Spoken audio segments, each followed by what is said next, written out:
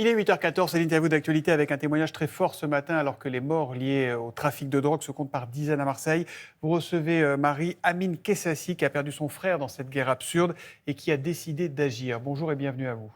Bonjour Amine Kessassi, Bonjour. merci beaucoup d'être avec nous. Vous êtes fondateur de l'association Conscience.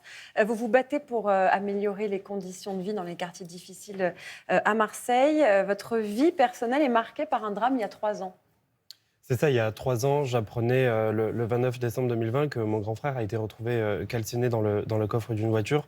Et depuis, avec l'association que j'ai fondée, l'association Conscience, on mène un combat sans relâche pour accompagner ces familles de victimes, mais aussi pour pouvoir offrir des perspectives d'avenir à ces jeunes de cité qui, au final, aujourd'hui, sont contraints à être assignés à résidence, à ne se dire que la seule perspective qu'on puisse avoir dans nos cités, c'est le trafic de stupes et la casse cimetière, malheureusement. Est-ce que vous étiez déjà engagé avant, mais depuis, vous vous battez encore plus avec une cinquantaine de familles et votre association.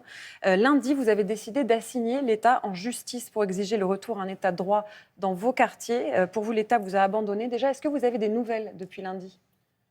Alors aujourd'hui, non, on n'a pas encore de nouvelles. On espère passer ce premier filtre puisqu'on a déposé ce qu'on appelle un référé liberté.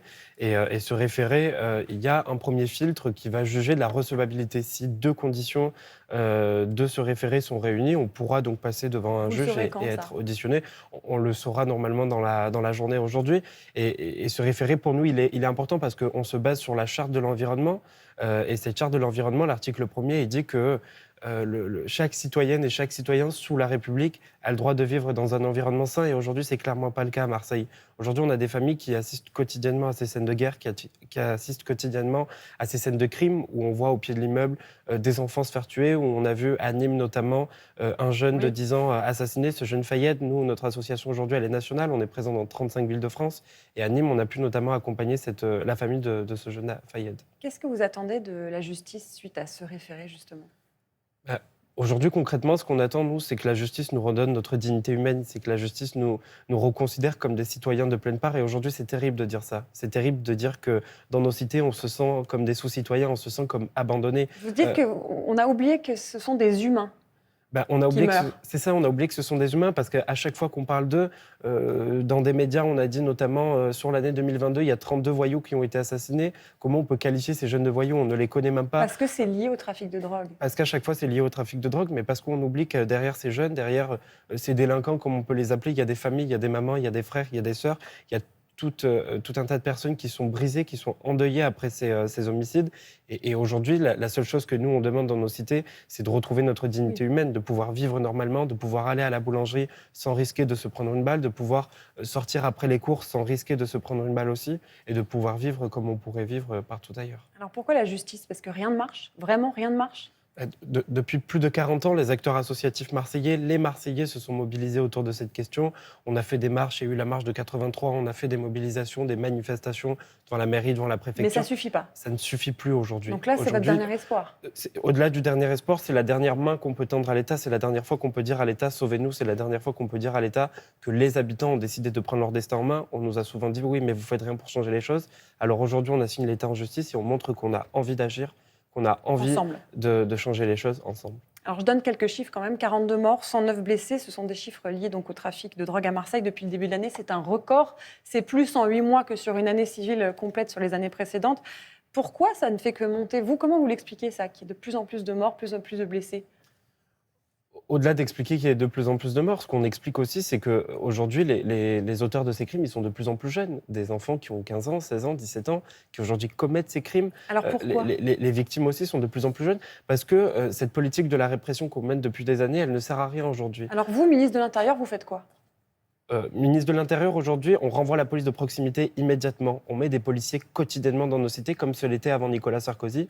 D'ailleurs, il explique aujourd'hui dans son livre que c'est la police de proximité totalement. Il explique aujourd'hui dans son livre que c'est normal, que les policiers ne sont pas censés jouer avec des enfants au ballon dans des cités. C'est pas vrai. La police, elle ne faisait pas ça. La police, elle avait un lien permanent avec les habitants, un lien permanent avec les citoyens. Donc c'est la première mesure qu'il faut prendre. Après, il faut aussi agir face à cette guerre de la drogue, parce que moi, j'estime qu'aujourd'hui, Face à la guerre de la drogue, on a perdu. Quand on voit qu'il y a chaque matin des mamans qui pleurent la mort de leur enfant, qu'il y a chaque matin des mamans qui se lèvent et qui viennent dans notre asso pour pleurer ensemble la mort de leur enfant, c'est pas normal. C'est pas normal que ces familles ne soient pas accompagnées, donc il faut un dispositif qui les accompagne.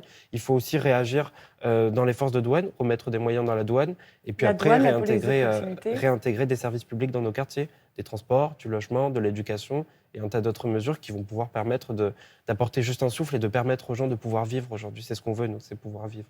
Il y a eu des propositions faites par le président Emmanuel Macron. Elles ne sont pas suffisantes selon vous? Il parlait de déploiement accompagné de CRS, de 25 enquêteurs supplémentaires pour lutter contre le crime, des moyens supplémentaires pour acheter du matériel notamment. Tout ça, c'est pas suffisant? Aujourd'hui, c'est clairement pas suffisant. C'est pas moi qui le dis, c'est les chiffres. Avant le président de la République, on était à 31 homicides par an. Aujourd'hui, on est à plus de 40 homicides. Donc les choses n'ont pas changé. Bien au contraire. Mais ce qu'on attend aujourd'hui, c'est le plan des Marseillaises et des Marseillais. On attend que ce soit à nous de porter nos mesures, que ce soit à nous de porter nos solutions, puisque c'est nous qui vivons au quotidien dans ces cités.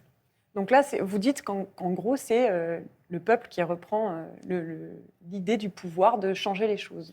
C'est le peuple, c'est les victimes, c'est les gens, parce que tant qu'on ne fait pas avec les gens ne se sentiront pas concernés. Tant qu'on ne donne pas l'opportunité aux gens de se saisir de leur destin, d'être auteurs de leur destin, les choses ne vont pas changer. Et c'est ce qu'il faut faire maintenant, parce que c'est même plus un caprice, c'est même plus de dire on veut des transports dans nos quartiers, on veut ci, on veut ça. C'est juste de dire qu'on veut vivre. On a simplement envie de vivre dignement, comme tout le monde. Est-ce que vous espérez que cette requête sert d'exemple, par exemple, qu'on agisse dans d'autres villes qui sont gangrénées par le trafic de drogue? On l'a vu à Nîmes notamment. On est déjà en train de préparer un référé qu'on déposera très très prochainement sur Nîmes. On en déposera également à Béziers, à Cavaillon et dans toutes les villes où ça sera nécessaire. Dans toutes les villes où en fait la République a tourné dos à ces cités, dans toutes les villes où l'état de droit n'est plus présent dans les quartiers, on déposera un référé, on fera en sorte que la République, que les valeurs de la République reviennent dans nos cités. Merci beaucoup, Amine Kessassi. Vous êtes fondateur de l'association Conscience, chef de file du combat des habitants des quartiers nord de Marseille. Merci d'avoir été avec nous. Merci à vous. Merci à vous.